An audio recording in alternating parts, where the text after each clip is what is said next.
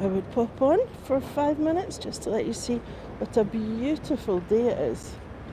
Absolutely stunning compared to the rain and dullness that we had in the last few days. So yes, at the top of the Royal Mile, I'm standing at the Upper Bow, and just across the road you can see the Royal Mile and the Lawn Market signs there, Castle Hill. But look at that blue sky. Here's the hub, was the Tollbooth Highland Kirk of St John. Yeah, I'm not sure what they're doing with it yet. They used to have a venue, it was ticket office, cafe and that kind of thing. But it seems to be coming back to life now after COVID, thankfully. So, hope you're all having a good morning. But yeah, it's nice to see the sun out. I will probably be going live again this afternoon, so in about 3 hours, just to let you have a little wander around. I have got some other live stream dates up, so if you just check my channel, you'll see those. And remember to click the reminders, the bells, and make sure you set it up on your phone to receive them. So we're looking into the Lawn Market, land market. Everything produced on the land was sold here, and every Wednesday there was a linen market. So it's a nice wide street. Whereas the section here is called Castle Hill. Straight. And it's exactly what it was. It was the hill to the castle. So you can see the castle just up at the top there. Hi Claire, good morning. Denmark, no, it's Edinburgh. Should have had a title on it, I'm pretty sure I did. Now, just up here we've got the camera obscura where the red flag's flying that says hello. The camera obscura on a day like this will be brilliant. There's a massive bowl and lenses that reflect, well, they'll be looking down at us, I can see one of the cameras, and we'll be in that bowl. So it must have been mind-blowing for people to see people walking across the bowl before we had moving pictures. So that's the camera obscura world of illusion. Lots to do in there if you're into holograms and all that kind of thing. It's a really nice one.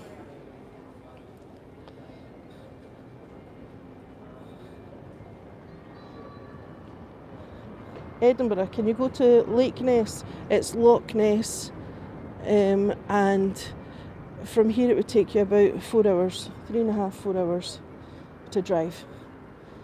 So yeah, it's up at the top end, sort of, well, in the middle-ish top. But yeah, it's beautiful up there, so I will be up that way. Is it next week or the week after? Anyway, I will be doing some lives from up there, so if you just watch the channel page and click on to do the lives with me. Right, let's see if we can get a look at the castle from round here. So this is Johnson Terrace. This road really shouldn't have been put in because they didn't realise the damage they were doing to the castle rock because it's volcanic.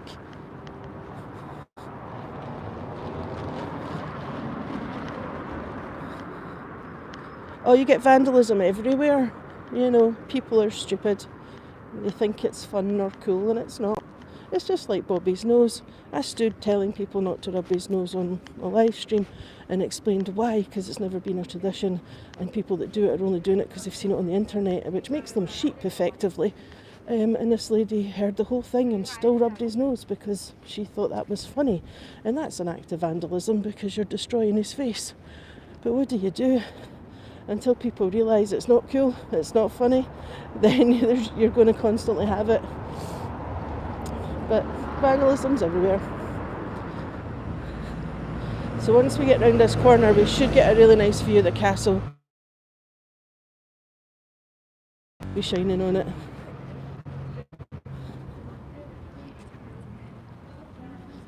So we're just walking past an old school. We've seen it from the other side on other streams, but this one you can see we have the boys' entrance. We've just walked past the girls' entrance.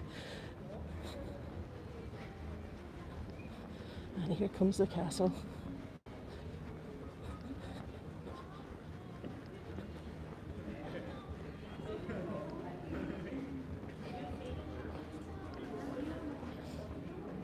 fact, I might go across the road, you might get a better view. Let's see. Probably. There you are. Oh, somebody's playing really dodgy music. Oh, that's going to mess things up. There you go. So you have the castle, the Half Moon Battery, the round part. That's underneath. That's David's Tower that dates to the 1300s, and then you've got the royal apartments with the gold. You can just see there. That's where Mary Queen of Scots gave birth to James VI. Now, you can go into the castle with a private guide, but the guides are only allowed to guide in certain locations. So once they've done the tour with you, they tell you everything from the outside, and then you have to go into the buildings yourself. There is also an audio guide in the castle, which is really good if you like audio guides, and that you can take that all over the buildings with you as well. And then the castle stewards also do a tour that you can buy with your ticket to the castle, but again, they don't go inside the buildings; they only go from the outside.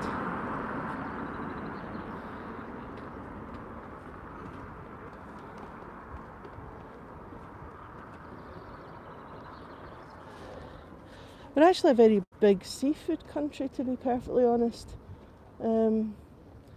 There's lots of countries in Europe that have something similar to haggis, because it was what the poor people ate. It was what was left after the rest of the animal had been sold. So you'll get haggis-like dishes, different names, but the same idea. Yeah. So we do now have vegetarian and vegan haggis for those who want to try it, but obviously don't want to do the meat version of it, which is understandable. But yeah, we have a massive coastline, so we actually have lots and lots of seafood and shellfish, langoustine, lobsters, mussels, oysters, all that kind of thing. And if you ever come and you like fish, we have a lovely soup called Cullen Skink, which is like a chowder type soup. Beautiful.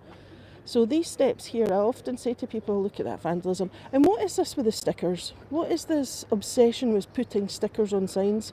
It's just a mess. Just don't do it.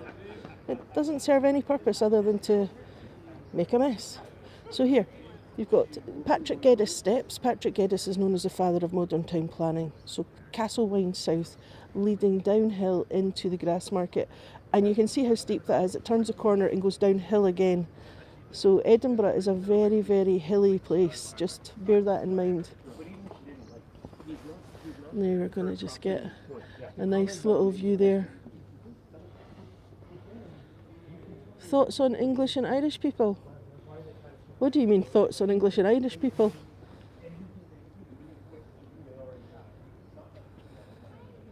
I'm not sure what you're asking me here.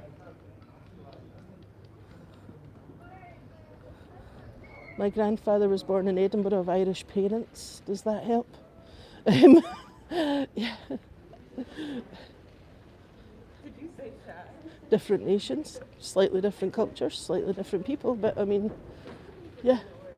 When you come to the UK as a whole, you can travel from one part to another without any problems at all. The money's the same, the language is the same, so you don't have to worry about any of that. I mean, do you hate or live them? I'm assuming you mean love there. Well, that would be a really stupid question to answer, to be perfectly honest, because to say that you hate a whole nation because of one person that might have irritated you in a queue at a bus stop would be, very narrow-minded and small and petty.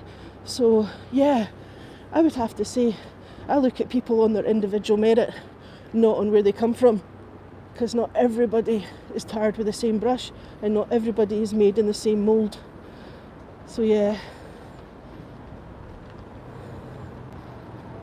So we've got more steps here, and this, if we were to go down, would take us round on to Victoria Terrace.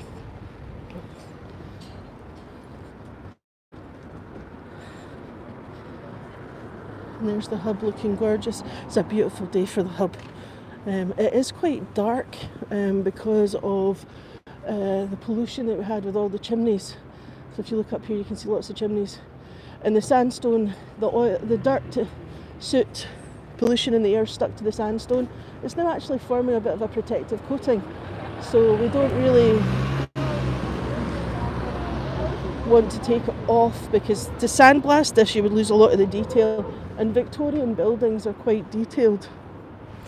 Right, just going to head us back where we started, and I will be scheduling some live tours, so if you want to come along to them, remember to check the channel and set the reminders, and make sure you allow notifications on your device or you won't get them. Okie dokie. Right, it was lovely chatting, and I will hopefully see you maybe on Monday or later this afternoon. Bye.